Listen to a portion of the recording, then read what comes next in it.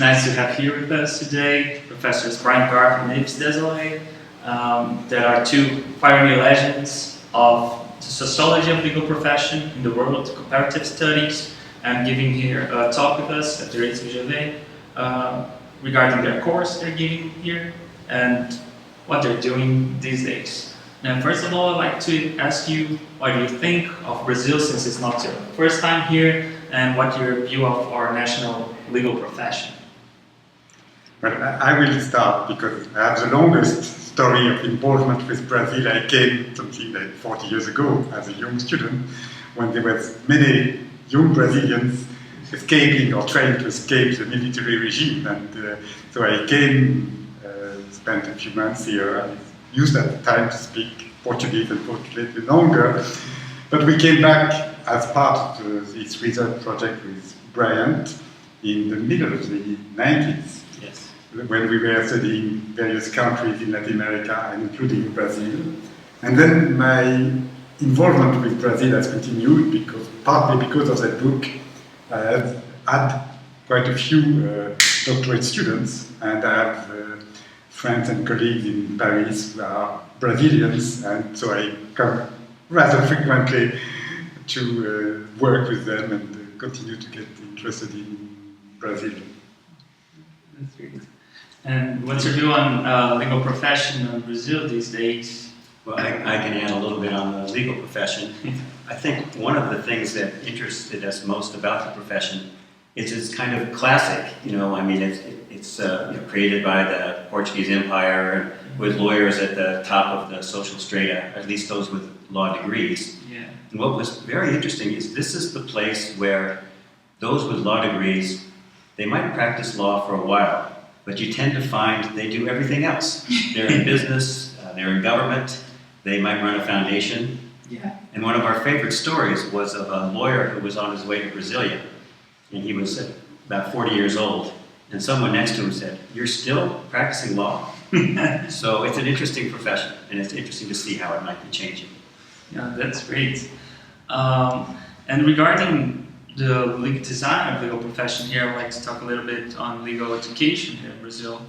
Since part of the North American agenda of legal globalization that you talk so much about includes projects to reform legal education in other countries. How do you access or evaluate regional initiatives focused on stimulate problem-based learning and clinics method of teaching? Well, I'll start on this one because those are American-based models. And the first thing to say is what I really do resist in legal education reform is doing it in another country because it's done in the U.S. Because it must be better because the U.S. is the global power. Having said that, within the U.S., I'm a great booster of clinical legal education. I think that's wonderful for training lawyers, making them sensitive to ethical values, giving them skills. So I like that. And I have to say I like the problem solving as a way within the U.S. It fits the U.S. legal profession. And it's up to you to decide whether it really fits the Brazilian legal profession. But it could be adopted by the wrong reasons? It could be adopted by the wrong reasons. I think that's true even sometimes when it's promoted. We promote clinics in China because we think it will somehow miraculously bring the rule of law to China, which is very naive and probably a little bit silly. Mm-hmm. But the wrong reasons can still have good impacts. Yeah. It's just a question of how it plays out. There is also a geopolitical aspect to this question, because Bryant was describing what was a classical profession, or at least kind of overall elite jobs to which you can get access with a law degree. These people were trained very much the European way, and many of them would have continued their education in Brazil or in São Paulo or Rio in some French or European university.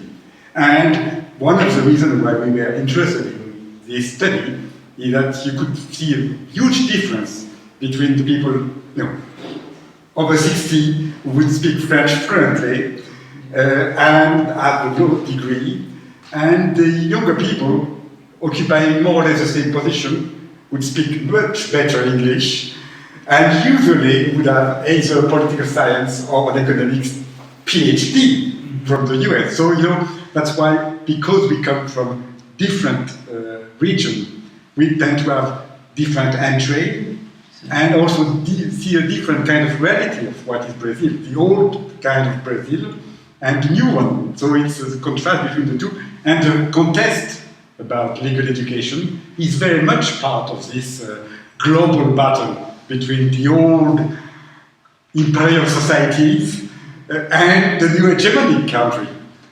That's true. Yeah, I would like to talk more on that, but we had to go further, and we have a lot of interesting topics to cover. And I'd like to talk about this comparative studies that you do so much, and to say something about good things and bad things and difficulties that arise when you're comparing bricks. There are so much in the contemporary agenda of such because of their economical resemblance, to the point that you can put them as a group. And law is trying to perform these comparative studies. How do you see that? Well, I think this is not something created by scholars for scholarly reasons, but it's created by a financial specialist for purely marketing reasons. So comparing bricks is a nonsense, because not only they are very different in terms of their cloud economic position, but more importantly, precisely in relation to what I just said, they come from a very, very different colonial history. And therefore, this, if you want to understand something on the various components of these bricks, you have to replace each of them in their own specific regional, colonial, imperial history. And that's a very different approach. And I can add to that one of the things about our method is that it's comparative, but it's not really comparative in the sense that we try to study the global influences that play out in different places. So what happens in some of the places we study is not unrelated to what happens in others. So the human rights movement, starts in Chile, which gives an impact in Argentina and in Brazil. So you watch the same ideas and institutions move. And I'm not sure right now we see that kind of movement among the BRIC countries. They're more just an artificial category, even if they are responding in some sense to global pressures. That's great. Speaking of human rights, when you approach in your 2002 paper the matter of transnational justice, you speak of these two sides: a political side that is being carried on by human rights agenda, and an economic side that it's very affected to global trade agenda. And you talked about how they had at first an equilibrium and they followed divergent paths, right? How do you see how they come to these different places and have this point of non-equilibrium? What does this generate? We started by studying the corporate side, because the big transformation was indeed the growth of American style law firms and multinationals.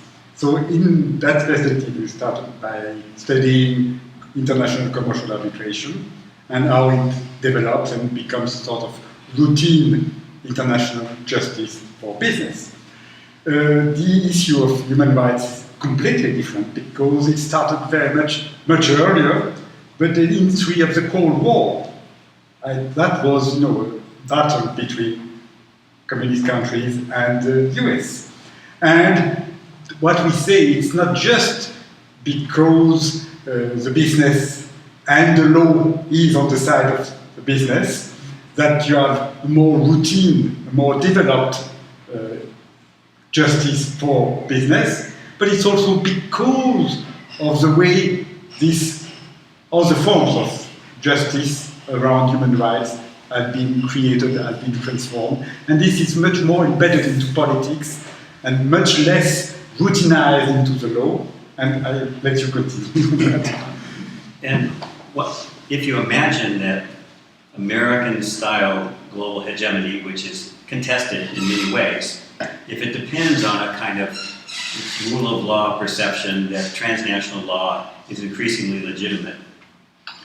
Within the United States, the legitimacy of the legal profession comes out of our particular history and has both sides. It has a political side of human rights, public interest law, and then it has the business side of corporate law. And they're not equal, but they're at least enough in balance that you can argue that both sides are at work and that both contribute to the credibility of law. And if transnational justice globally is almost all business, developing all on the business side, then there is an imbalance that threatens the credibility of the whole project. And how does this have to do with the interest that unites the lawyers and politics that are rounded up these particular subjects? You hint that global trade puts people with some sort of solid interest together, and human rights doesn't. Is that right? It's human rights. It's very easy to grow trade law. You add new people, they adopt it, they change the system a little bit, or it's relatively easy to grow international commercial arbitration because you bring in some new players and they get a few disputes and you can almost watch a steady progress. But when you look at international criminal law, for example, it's so tied up in politics. We have a paper in a book that suggests that, after Pinochet and the universal jurisdiction was on the move, it looked like, okay, international criminal law is growing. You have Pinochet, who will be next, getting the world's violators of human rights.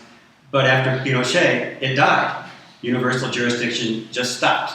And that's because of the politics within the US, but also the politics within Africa and within the human rights movement. So it doesn't grow in the same way. And you're making a little more than 10 years after publishing the Internationalization of Palace Wars, that it's a reference book in the area of sociology of legal profession. And do your conclusions still hold? Do you have to mature or mitigate in any way any of the conclusions you have reached at the time, or do you sustain as a whole? Go ahead. Well, after writing and researching Palace Wars, we saw that the missing part was not the future, but the past. That means because colonization was something that took place a long time ago in these Latin American countries, our interest was precisely to study more the process of colonization and how these new states in the South are being created through colonial policies.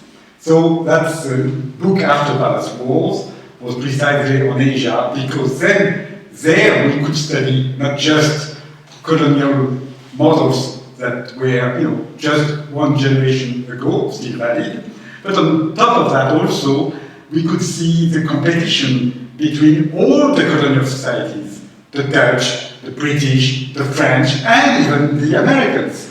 So this was something that allowed us to bring into the picture something much bigger, taking into account the construction of law and justice and states in various European countries from the 13th, 14th century onwards.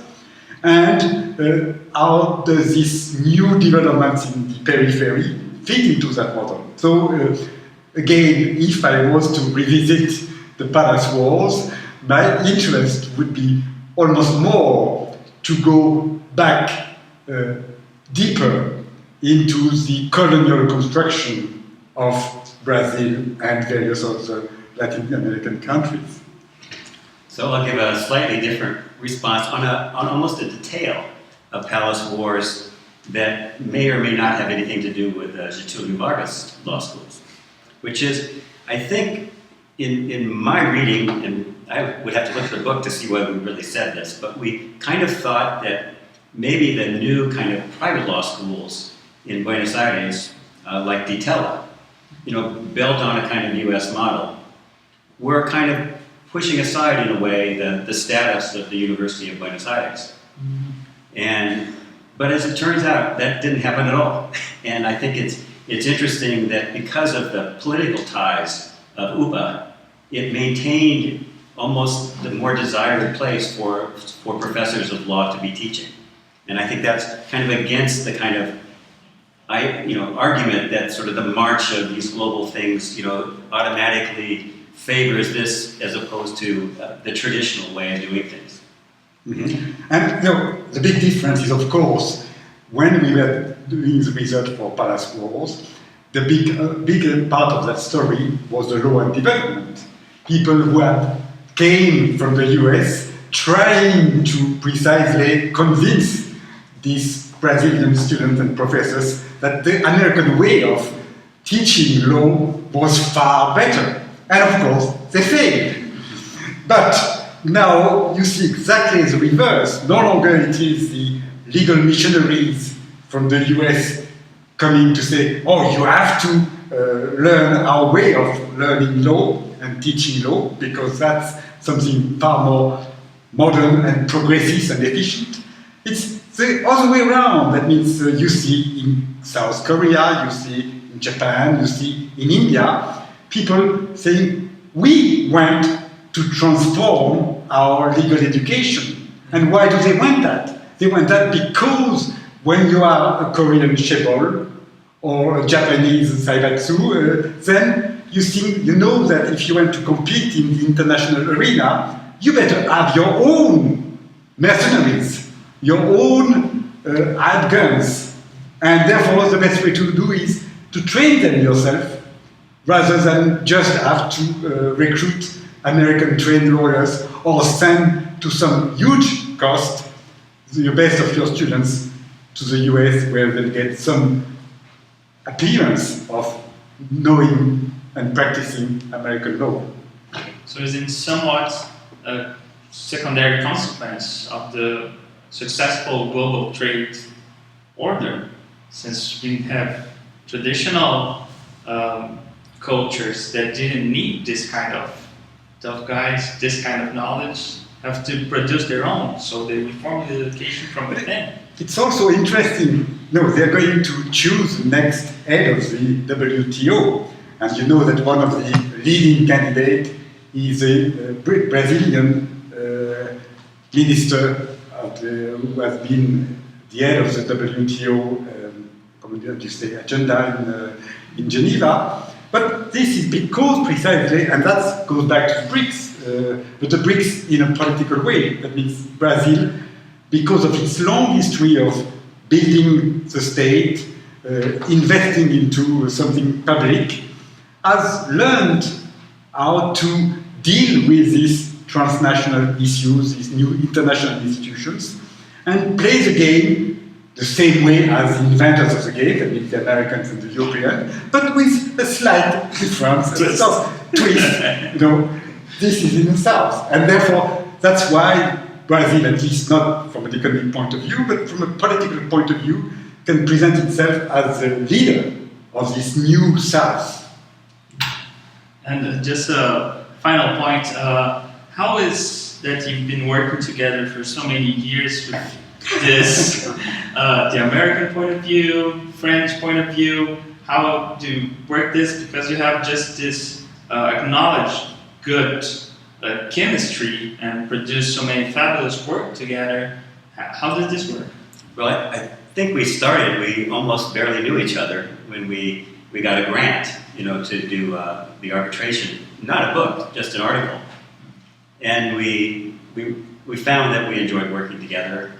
And I think it was Bourdieu, Yves' mentor and mine, sort of one derivative away, mentor, who wrote an introduction to the book, and he said their method is, that you can see the sort of French side, and you can see the American side, and it's two different points of entry which catch exactly the conflict that's there in globalization. So Bourdieu also says something which is, when you are studying a word of double agent, the only way to do it is to be a double agent yourself. So we have this sort of good cop, bad cop strategy. Who's the bad cop? No, it's worked very nicely, and we've enjoyed it. I think we've done interviews in more than 30 countries, And probably a few thousand interviews. Yeah, that's great. Thank you Thank so you. very much for being here. Thank you.